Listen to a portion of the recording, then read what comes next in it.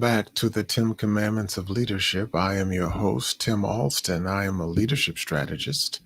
I am a four-time Amazon best-selling author, and I'm also the world's first publicly acknowledged recovering egoholic. And again, welcome to the 10 Commandments of Leadership. This is where we uncover faith-based leadership lessons for today's world of egoholisms, uncertainty, and opportunities. You know, today's episode is entitled, This is Just a Test, Conquering Your Mount Moriah Moments. This is just a test. Just a test, conquering your Mount Moriah moments. You know, every one of us has a Mount Moriah, a moment when God asks us to trust him with something or someone that we love deeply. Have you ever asked, well, why me? Why now? Why this? Maybe your Mount Moriah is a job that ended before you expected. Maybe it's a business deal that just won't close. Or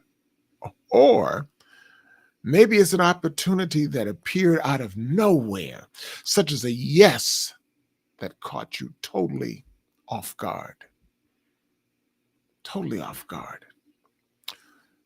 See, we usually associate testing with hard times, but God tests us in good times too.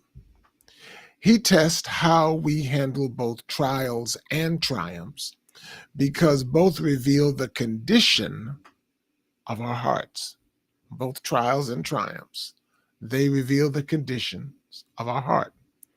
As one pastor friend told me many years ago, God has to trust you in order to try you. God has to trust you in order to try you. That line stuck with me because it reframes every setback and every success as an act of divine trust. Just like Moses and just like Abraham in his Mount Moriah moment.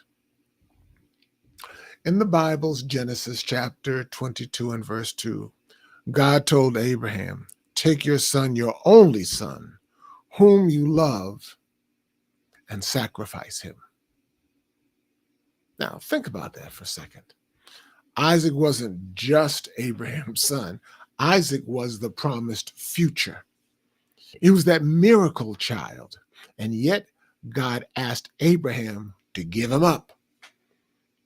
What strikes me the most in this story is not Abraham's silence, but Abraham's steadiness. Not his silence, but his steadiness. He climbed the mountain anyway. Faith doesn't always shout. Sometimes faith just keeps walking, one trembling step at a time.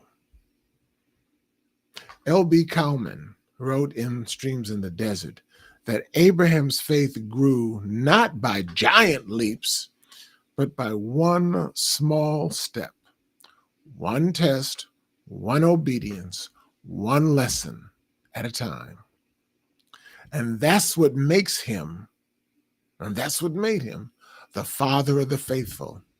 Now, for the record, Abraham didn't always get it right, but when the Mount Moriah moment came, he was ready. And then I thought about you. I thought about me. Why?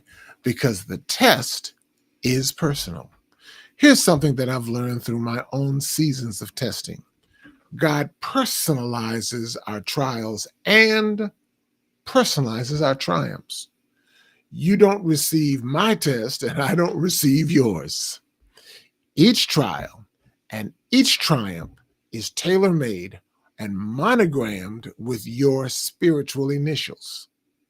That's why comparisons kill faith.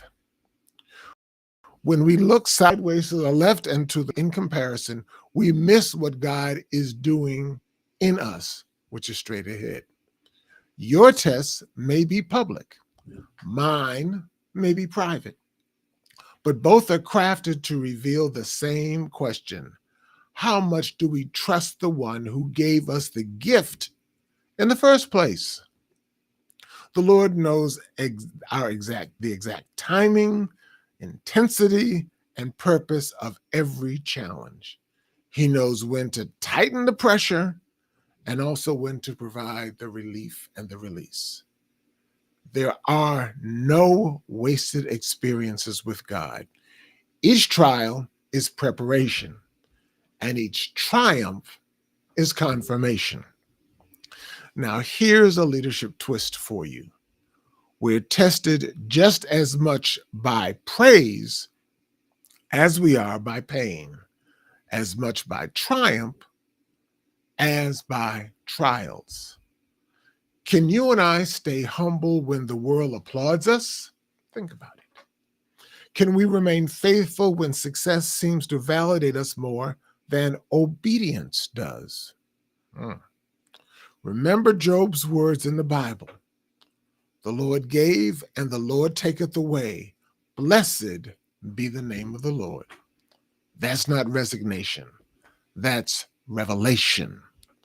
Job recognized that both gifts and griefs are God's instruments. I read recently this. There is no limit to what God can do through you, provided that you do not seek your own glory. Say that again. There is no limit to what God can do through you, provided that you do not seek your own glory. Ouch. I heard that. That's the Mount Moriah mindset. You're willing to give up the very thing that validates your ego in order to glorify God. And here's a picture that helps me, and hopefully it helps you too. When you and I face trials or triumphs, we are on heaven's operating table in heaven's operating room. You get the picture? God, Jesus, and the Holy Spirit, they are that surgical team. The angels are the attending nurses, ready with the right instruments at the right time. The world is watching, front row seats, as God performs his most delicate surgical procedures. And what's the miracle? The miracle that every one of his surgeries succeed. Every one of his surgeries succeed. Not because we're perfect patients, because we ain't, but because he's the perfect physician. Not because we're perfect patients, but because he is that perfect physician. So when the pressure mounts and the tests come fast, remember, you're not being punished. You and I are being prepared. This is not the end. It is just the X-ray of your faith, a rehearsal for something even greater. So what's today's takeaway? So let's just circle back. Mount Moriah moments aren't random. No. They are invitations, divine trust examinations that reveal how far we've come in our faith journey. Like Abraham, our steps of obedience prepare us to handle both the knife of sacrifice and the gift of provision. The next time you ask, why me? Or why now?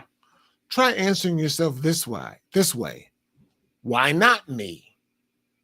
Because God trusts me with this test. Why me? Why not me? Because God trusts me and trusts you with that test. And when you find yourself in triumph, whisper, Lord, help me pass this next test too.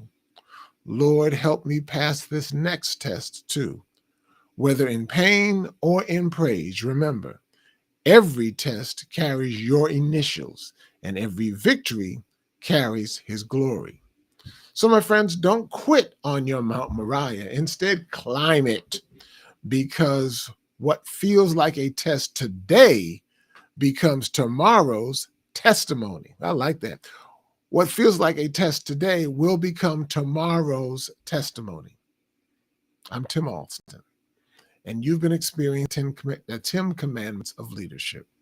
And remember, if nothing else, through whatever you go through and all that we go through, it is nothing but a test. It is nothing but your Mount Moriah moments. And God tests us with trials as easily and as quickly as he tests us with triumphs, because actually they are one and the same. Trust me on this. Thanks for watching. You've been watching the 10 Commandments of Leadership, and I've been your host, Tim Alston. And if anything I've done and said has inspired you, please like, share it, and subscribe. And let me also add the fact that we also have a brand new bonus for you. I've just begun a new series entitled Tim Alston's Leadership Nuggets, Handling Ego in 60 Seconds. Tim Alston's Leadership Nuggets, Handling Ego in 60 Seconds. It'll be available on Facebook, LinkedIn, and YouTube on mornings at 8, afternoons at 1, and evenings at 7 p.m. Central Time. Like it, tune in, and subscribe. And take care. I hope that you've enjoyed this experience as much as I have. Hope that I've been able to encourage, enlighten, inspire, and inform you. Until tomorrow, bye-bye.